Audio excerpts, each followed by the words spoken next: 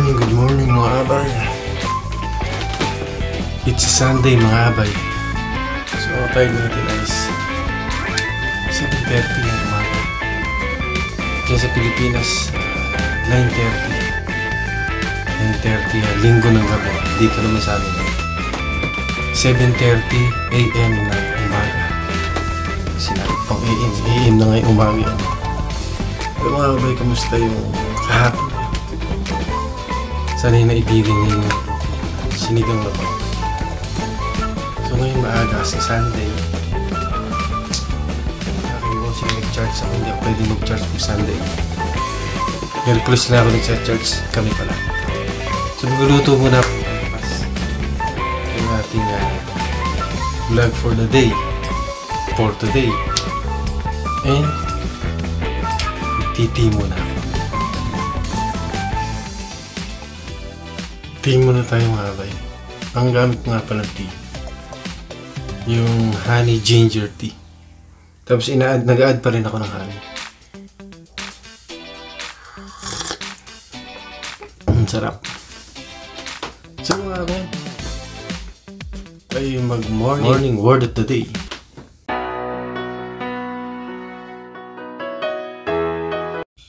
Mga abay, ating pong word of the day from James chapter 1 verse 12.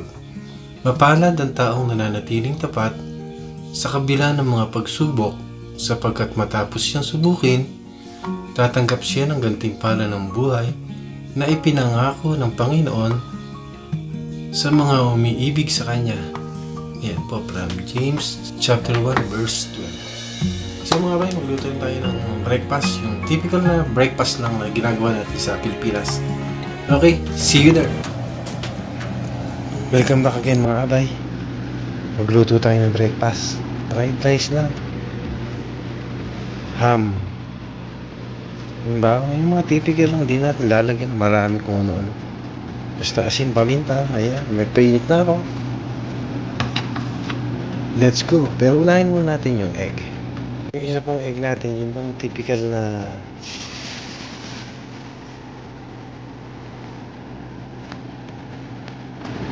binating itlog eka, sabi sa atin sa probinsya.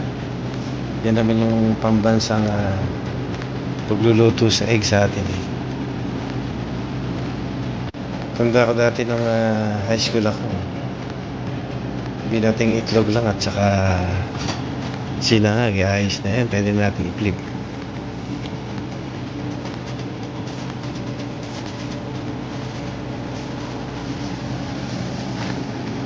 Tapos pwede natin ilagay sa kabilang side yun. Okay. Konting asin.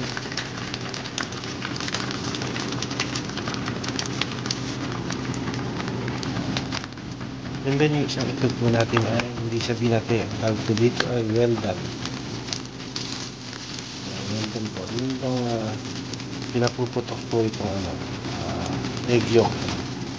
This is well done.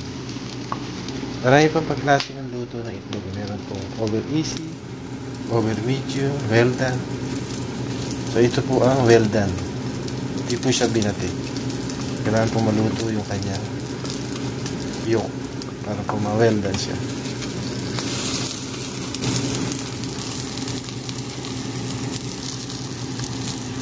So yun, well done na po ang ating eggs.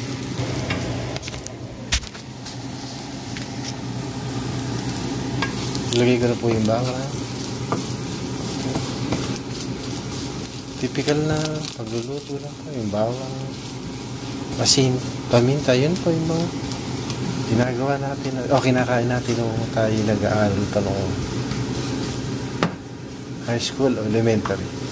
Di po ba minsan may tuyo pa. Yun ang masarap, tuyo.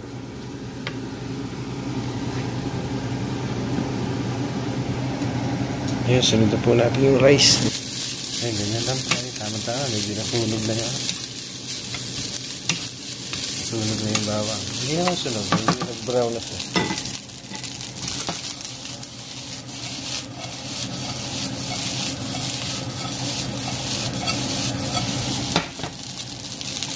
Shake. Isang kamay po kasi ka. Kaya shake ko na. Tapos dudurug-durugin natin. And then, konting paminta. And then, asin po.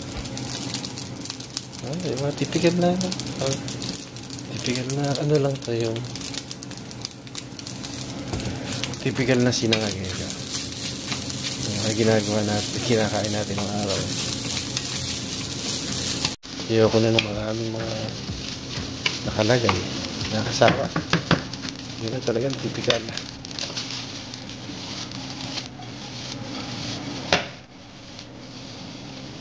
Okay, 2 minutes, ito na. Okay, ito na po yung ating fried rice. Pinito na natin yung ham. Ito po wala po akong nalagay ng mantika kasi magbamantika na itong ham. Ay, yung mga bacon, hindi ko nilalagay. So, magbamantika na.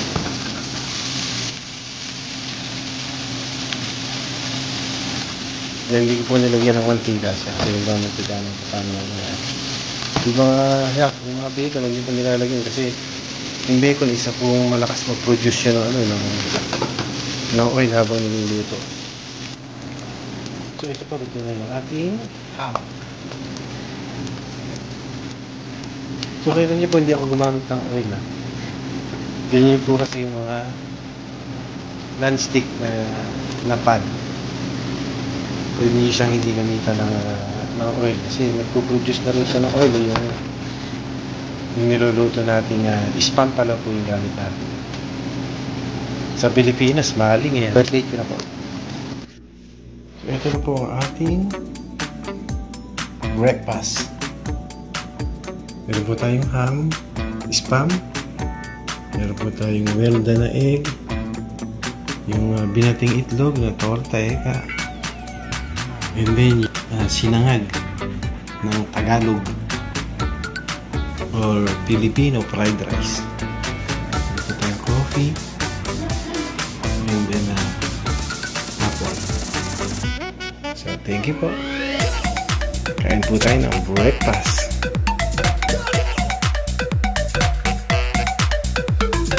Welcome back again mga kabay. So, yun po yung ating breakfast. Ang spam.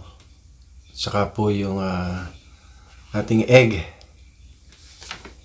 Isang well done egg at saka isang yung binating itlog egg. Sabi sa atin sa probinsya. Sa Pilipinas. And yun pong sinangag natin. Yung sinangag Tagalog. O sinangag Pinoy. Yung may bawang asin. Paminta. Kuminsan nga po walang paminta yun eh. No? Asin lang at saka bawang.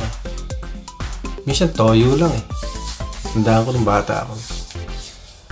So maraming salamat po sa panonood ngayong araw na ito. Kung ngayon lang po kayo nabisita sa channel ko at mahilig kayo sa mga pagkain, mag-subscribe na po kayo. I-click nyo rin po yung kampana nyo para kumalimbang.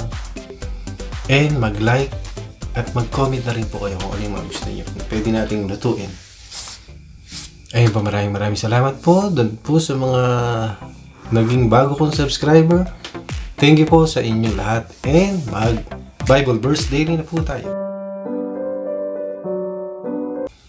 Ang ating pong Bible verse daily ay from chapter 1, verse 14. Naging tao ang salita at nanirahan sa piling namin.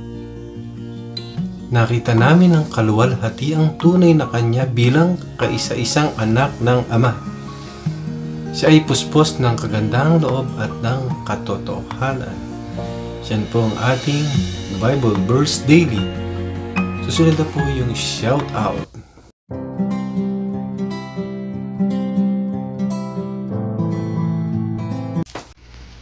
Okay mga may shoutout time. Shoutout kay Chenly Balahadja, Kuya Jerry Balahadja, and Sarah Balahadja. Ikatagig po sila. Diyan po kami tumira ng araw.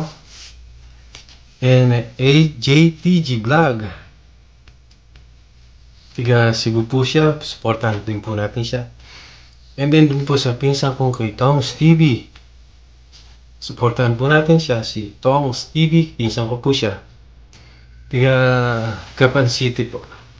And kay Kuya Ambet Pablo, Alfredo Pablo from DSIS, Grace Malabanan, Attorney Eric Malabanan, kumpare ko po siya. Kay Tita Ason Malabanan, kay Tita Maming Manalad, at kay Kapitan Noel Dagul Manalad. Erwin and I po Rolling Storm, Girly Urbe, to God be the glory, Digital Pimping Services. Thanks po Abay for the love and support. Enrique M. Pablo TV here. So whatever you eat or whatever you do, do everything for the glory of God.